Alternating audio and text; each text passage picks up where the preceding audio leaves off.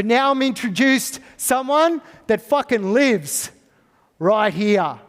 This is who he is. Every part. He never seen the chart. He didn't need to, because that is who he is. The one, the only, the man who thought of all this to begin with. Emil Juresic!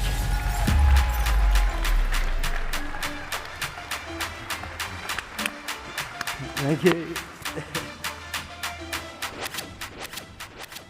Big applause for Simon Beard again, guys. What a fucking powerful story. I'll tell you something. What's really funny, and I said this in another event, I can't believe it took him whole day to find $120,000. Clearly doesn't have enough fucking woke friends. We have that in our backyard, buddy. So next time, if it happens, let me know. I'll get a shovel. I'll tell you what, I'm going to tell you my life story.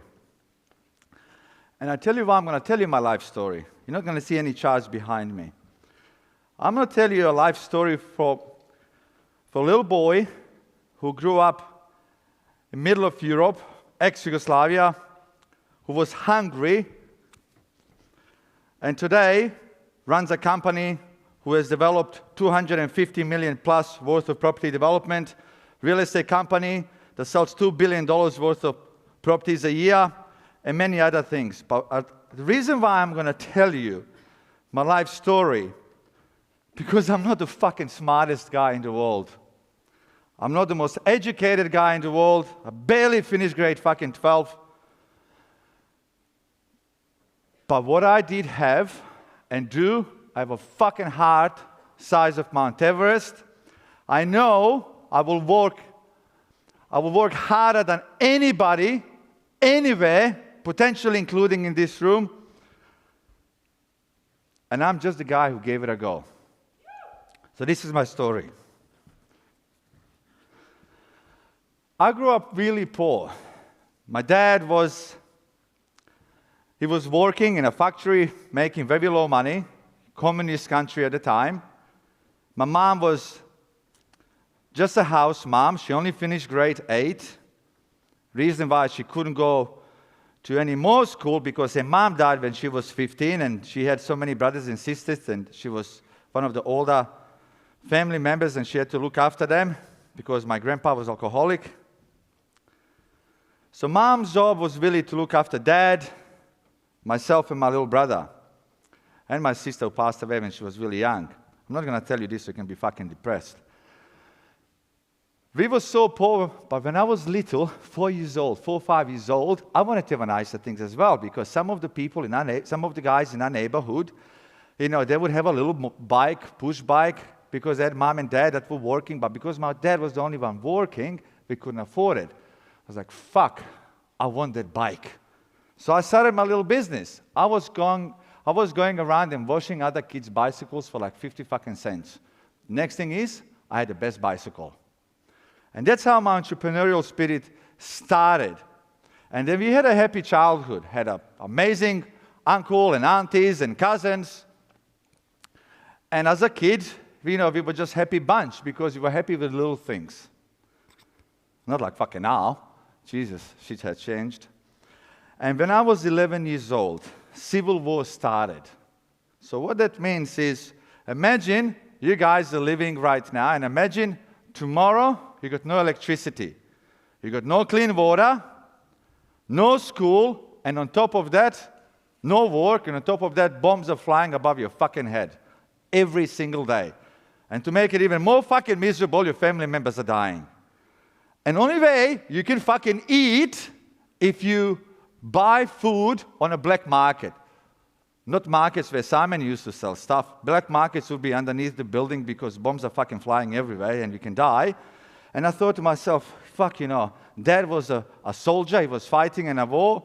So I needed to be the one who can try to figure out how I can make $1 so I can feed family, or my brother and my mom. So I thought, fuck, man, I came with this idea. Before war, one pack of cigarettes was $1. So there's like 20 cigarettes in a packet, and you can buy it for $1. But when war fucking started, pack of cigarettes was $50. And people are not even earning any money, but whoever is a smoker, they will probably understand that they will do anything to buy a fucking cigarette. And I thought to myself, you know what, I'm going to go to United Nations. I couldn't speak any English at that time, and I would be somehow begging them to sell me a pack of cigarettes, and I would buy it for $5.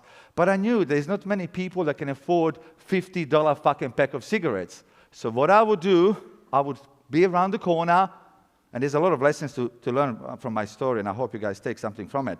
I was going around the corner, I would be selling cigarette at a time. One cigarette for $2. Because whoever is a smoker, whoever is desperate, they're gonna give me $2 for one cigarette.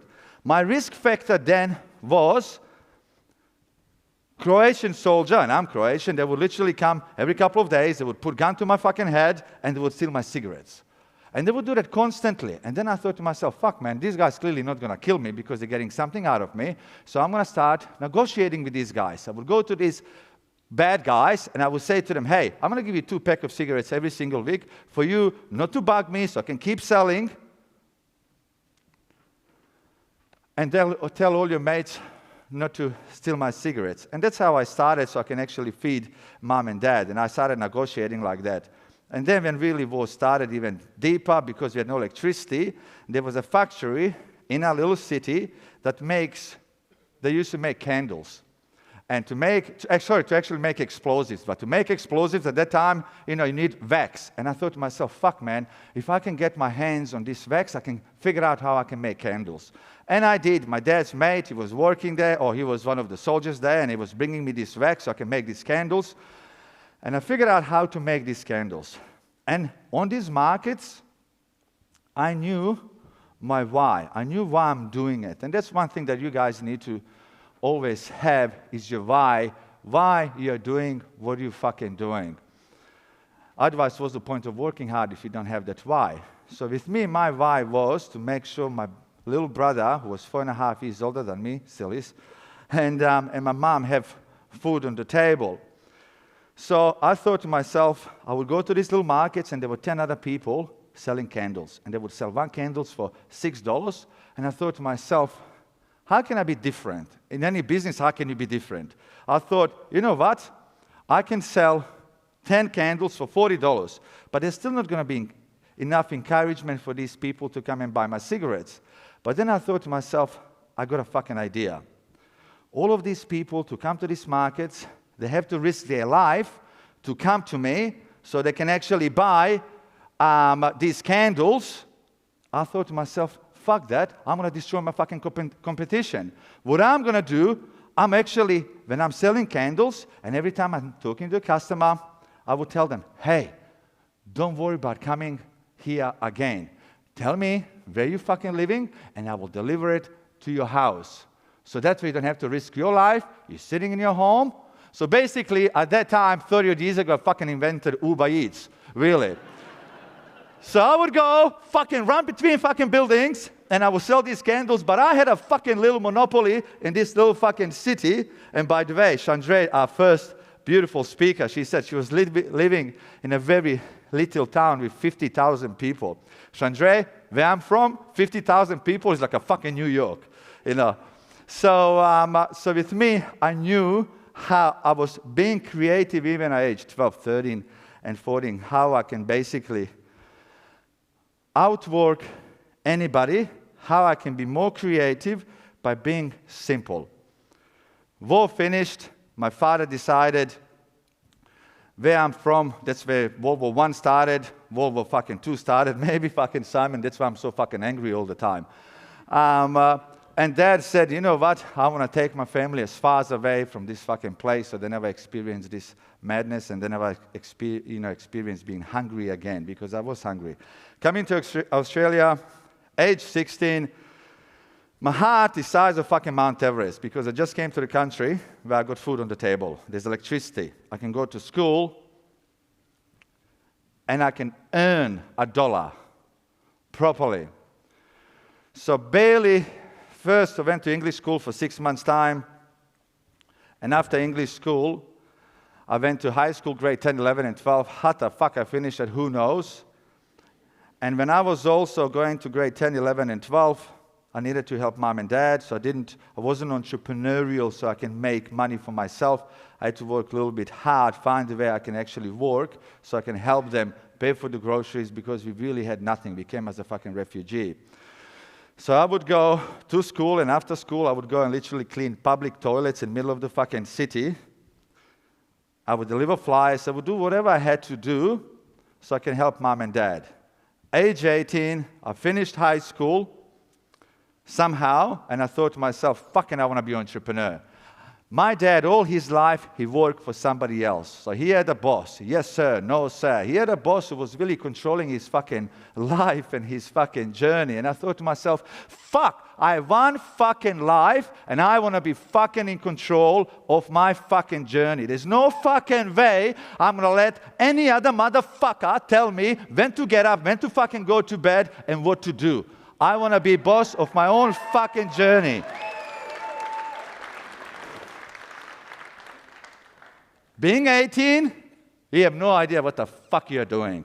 The reality is, you don't understand what AI is. All I had is a massive fucking heart and will and burning fucking fire to conquer the world. But I also didn't have anybody that can pass me the fucking knowledge, because my dad, most amazing father, what I got out of him is so much love, and my mom, and how to be a fucking good man. But dad wasn't also the person that can say, hey son, you can start this business. My parents were telling me you gotta get good education. And you can't blame them because they don't know any better. Because you can only tell your kids what you fucking know. My mom and dad, son, you gotta go to TAFE. My grades were so fucked I couldn't clearly go to university. I said, all right, I want to go and study business management at TAFE. So I went to Yeronga TAFE. I was there for 7 days. It was a shit TAFE then. It's probably still today, so don't clap. So I was there for 7 fucking days. 7 days, and I went to this teacher. I will not mention his name, even I fucking should. And I said to him, hey buddy, I'm going to quit today. Because I don't understand, with all due respect, how the fuck you gonna fucking teach me how to run my own business in the future when you're fucking working for TAFE for 50 grand a year? It makes no fucking sense. You don't know what it is to pay fucking wages, rent, and if there's any fucking dollar left for you, then you fucking eat. You have no fucking idea. I told him that in a polite way. And he said to me, Emil, if you don't finish this, if you don't get a great education, you will be nobody. You will never be successful. He was trying to beat me down, which is really wrong. Some people would stay on the ground when people mentally try to fuck with them. With me, I'm not going to prove to you. All I want to do is just live my best life. Which is funny. Age 24, I couldn't help myself because that was fucking killing me for so many years, for 6, 7 years. I bought a first Ferrari, F430, fucking amazing car. And I had to go back to that fucking teacher. I had to. It's like, fuck man, I can't beat him up with the baseball bat, even I won't fucking wanted to. But I had to go back, and I'm waiting for him at the car park. And I am fucking really, my car was so fucking shiny, I'm like sitting next to it. And I can see him walking towards his, I think it was Toyota Camry. And straight away I saw him, I'm fucking going for him. But I didn't see which angle I was coming. I go to him, I said, sir, when I was young, 6, 7 years ago, you told me if I don't get education, I will never get somewhere. And he said, buddy, if you did get good education, maybe you'd be driving that fucking red Ferrari. Pip, go and fuck yourself. That is mine. At age 18, my career started. And at that time, I met the most fucking amazing woman of my life who stood fucking by me, which I don't know fucking why most of the time. And she was a big support of my journey. And at that time, I thought to myself, what the fuck? You know what? I'm a free man. But what am I going to do? And a lot of you guys that are 18 years old, you probably feel the same. Like, you know you want to do something, but you have no fucking idea what can you do and how you can do it because you're so young, and that's normal. I thought to myself, what is the quickest because I'm not the smartest guy in the fucking world, right? What is the quickest way that I can fucking go out and earn money besides fucking selling shit, selling drugs? I wanted to do legal way. And I thought to myself, construction, because I know I can outwork any motherfucker. So I thought to myself, I learned a trade literally with 7 fucking days. Clearly I wasn't the best at it, but one thing that I did, I started working 7 days a week.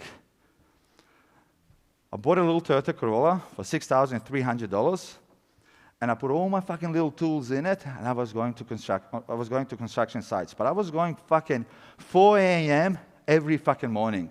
By the time normal construction workers fucking start, I'm already 3-4 hours ahead, because I'm out working them. And I was getting paid at that time what I was doing in plastering world. I was getting paid a linear meter. I was like, fuck, more meters I fucking do every day, more money I'm gonna pay. And clearly I knew that wasn't a long-term thing I wanted to do. Then I was like, I'm gonna choose a fucking career, and career that I'm gonna choose is career that can last. So I thought to myself, okay, I know I can work hard, so what is the next step for me? I always wanted to do the next thing. I wanted to bring the best out of myself. And I thought, I gotta be careful what I get myself into, because at such a fucking young age, I knew there's only one life. And we are all here, tourists on this planet. I'm 44. Technically, I'm fucking half dead if I get to live to 88, right? So I'm half fucking dead. I'm a half dead man walking. So I had to be very careful. How do I choose my next fucking thing where I'm going to spend 10, 15, 20 years, because I'm a long-term thinker, and if I want it to be successful, it's not going to be overnight. So all of you guys that think you're going to make money and millions out of Bitcoin tomorrow morning, you're fucking dreaming. But with me, I was like, you know what? A lot of industries, including Video Easy or whatever it was called, they were really good for times, but later they were fucking dead. Technology changed them. But I thought, for somebody who's not so fucking smart, every person will always need a home. Every fucking person. And all of you here, you live fucking somewhere. You live somewhere. House, unit, whatever the fuck it is, you live somewhere. And this is one industry that will never fucking die. We all need to live somewhere. And I thought to myself, okay, let me be creative. I need some water. I can talk a lot. And I thought to myself, okay, and this is a lesson for a lot of people as well. Development is really fucking easy, because you can learn a lot easy way. So what I did, I'm already fucking working hard on tools, and I saved a little bit of deposit, and I thought to myself, I'm going to go and see these builders that are selling house and land packages, and I'm going to see how much they're selling them for. And I went to this builder, and I saw he was selling house and land packages for 250 grand. And suburb next to it, I was doing my homework, and I saw they're selling the land for about $60,000 to $70,000. This is 25 years ago. If you can find now land for 60 grand, you gotta probably go to Papua New Guinea, not fucking Australia anymore. And then I was, you know what? Developers are selling land for 70 grand. And the builder that is selling this house and land packages for 250, I would ask him, hey, how much would it cost to build a house like that if I just need a house built? And it would tell me, for example, 100. And I do my numbers, I saw there's $1 in it. So I built a first house, bought land for 70 grand, built a house for 101 grand, all up, bit of 170. 6 months later, I sold it for $295,000. But when I was building it, I thought it was worth 250. And I said then to my girlfriend, and I said, can you believe we own $250,000 million fucking home? We're so rich. And we sold it, made 100 grand. I thought, I'm a fucking Bill Gates. I got so much fucking money, 100 grand. And then I bought two more blocks, 4, 5, 6. By age 24, I made $4 million. I was like, fuck, I'm rich. A lot of money then, a lot of money today. My ego was size of fucking Mount Everest, bigger than this fucking room tenfold. So I went to one uncle in Croatia. I went there on a holiday, and at that time, I got married when I was 22 years old. Very fucking humble wedding. I was thinking about it the other day. I think we were paying like $25 a head because we couldn't fucking afford a big wedding, and we were building, I guess we were being stingy. But anyway, I went to my uncle, who's a very wise man, and I asked him a few questions, and this is what changed my life. And I said to him, he asked me, he said, son, do you think you're a good businessman? I was like, what the fucking ear? Ask me that. I'm a great businessman. I made $4 fucking million. How can you even ask me that? I said, I'm a great businessman. Matter of fact, best. He said, I'm going to ask you a few questions here. One, did you ever swim with fucking sharks? I said, what do you mean? He said, try to jump in the fucking water. They want to bite your fucking ass, right? Did you do business with sharks, people that really want to take part of you? No. Two, did you ever put your hand in a fireplace? I said, what do you mean? He said, just try to put your hand in a fireplace. It's hot. You burn yourself. Did you ever get burned by people? It's like, fuck no. Three, did you ever swim in a really fucking muddy water and wait for a big fucking log to hit you behind your fucking neck? So what do you mean? He said, son, did you ever lose anything? Everything.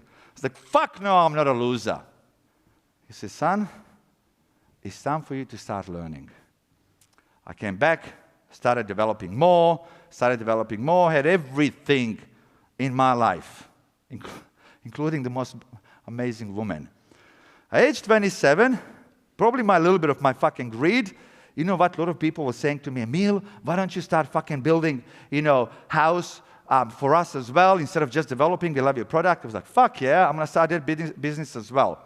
In construction, I'm not sure if there's some builders here, but if you're building for somebody else, first of all, you got to do something, then you send your client invoice, and then they get paid. Then they pay you. But if that client goes bust, you fucked, because you can't take the concrete and sell it to the next person.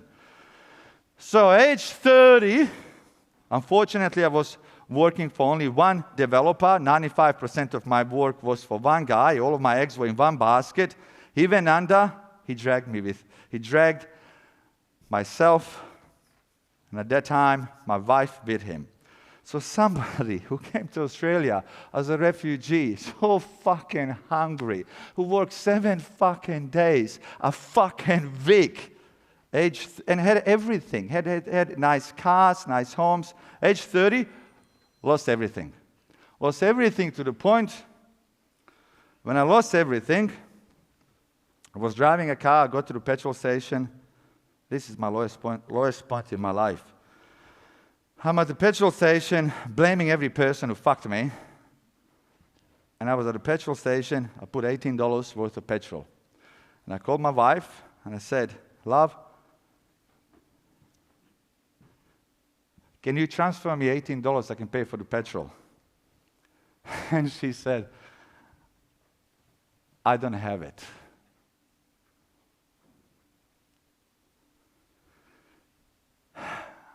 So, Emil looked at himself in the mirror. And mirror is my best friend today. Looked at myself in the mirror. I lost everything, on the verge of losing my fucking marriage, which was the hardest thing. And I was blaming everybody.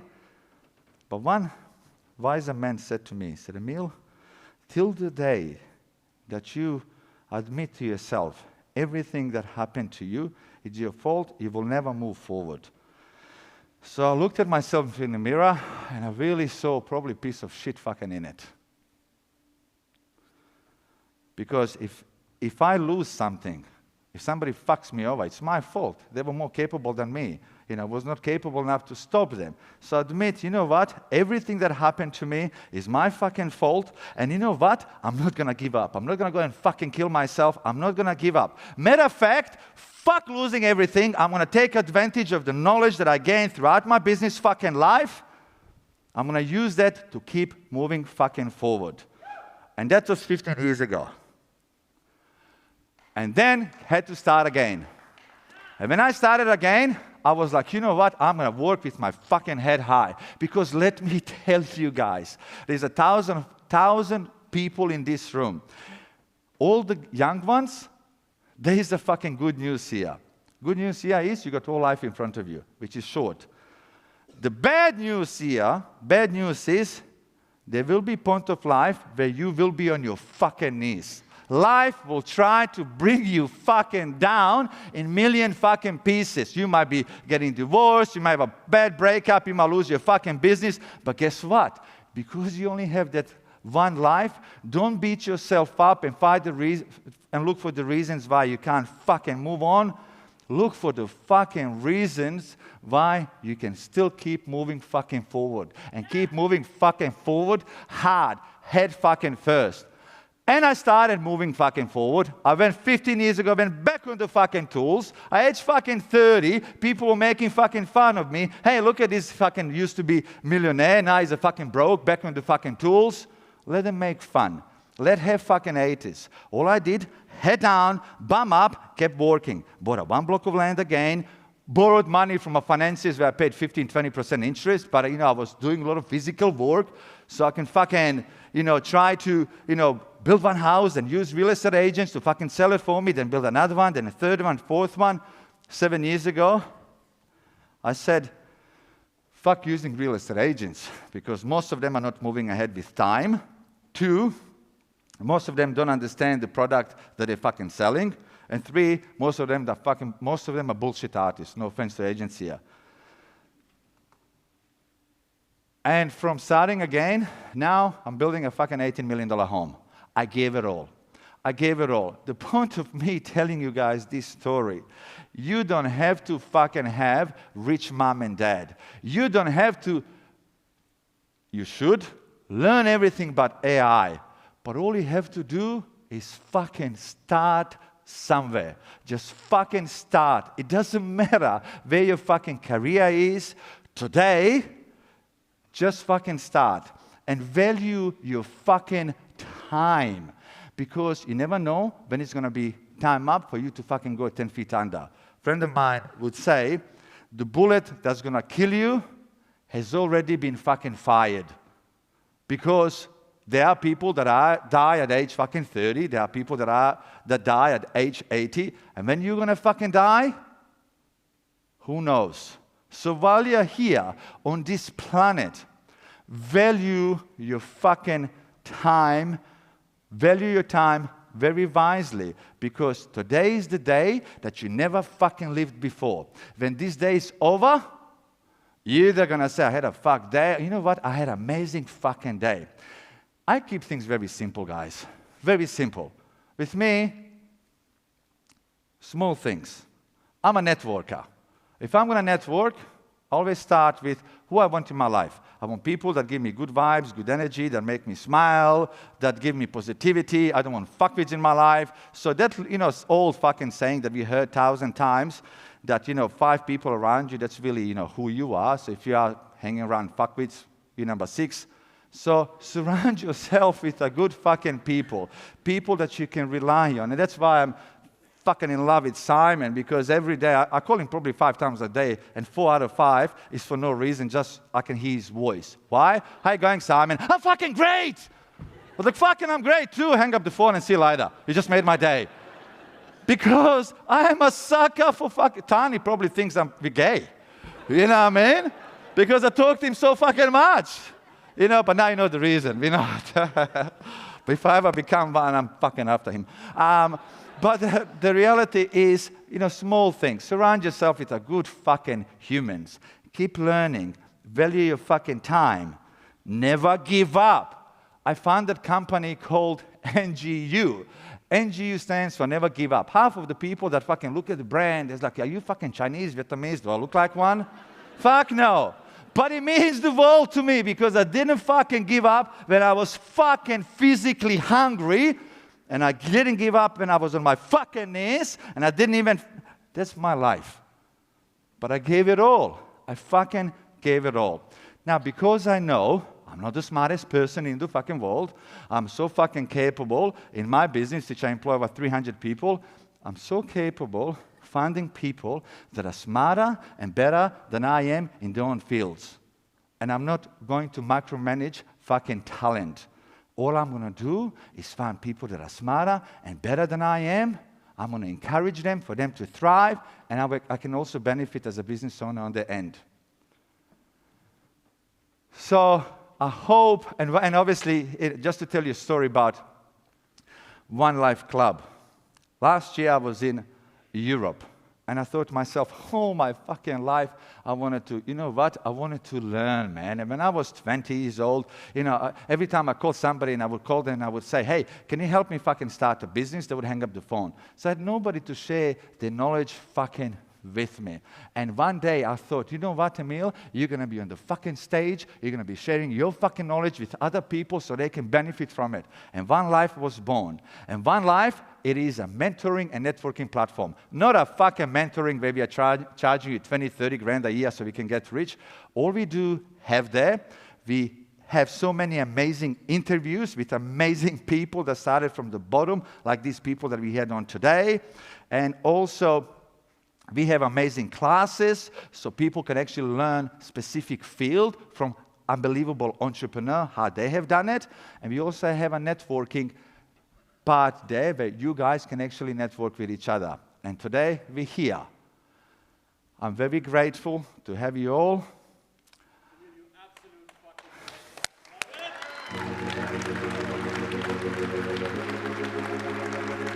Thank you, guys. God bless.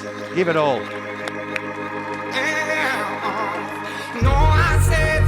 I could feel the love, can you feel it too? I could feel it, I could feel it,